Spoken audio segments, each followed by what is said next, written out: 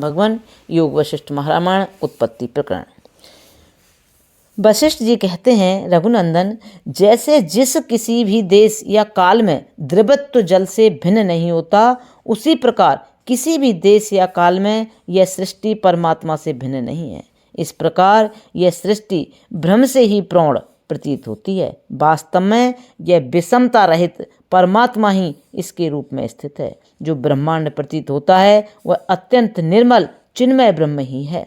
इसी तरह यह दृश्य जगत जो आत्मा में सर्वथा कल्पित ब्रह्म रूप है, शांत, आधार रहित, आधे शून्य, अद्वैत तथा एकत्व के व्यवहार से भी शून्य ब्रह्म रूप ही है।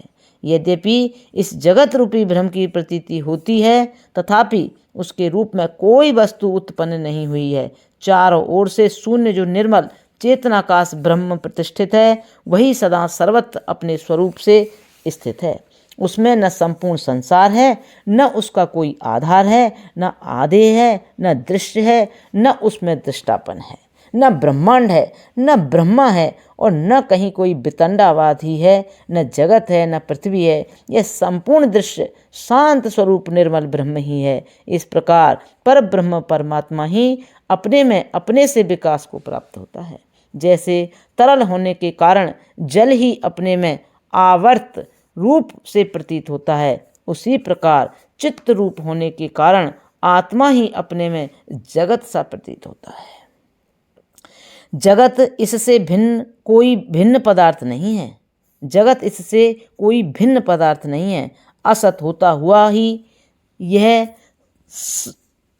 प्रतीति का विषय होता है और यहाँ सत सा अनुभव में आता है। अंत में यानी महाप्रलय के समय यह असत होता हुआ ही नष्ट होता है।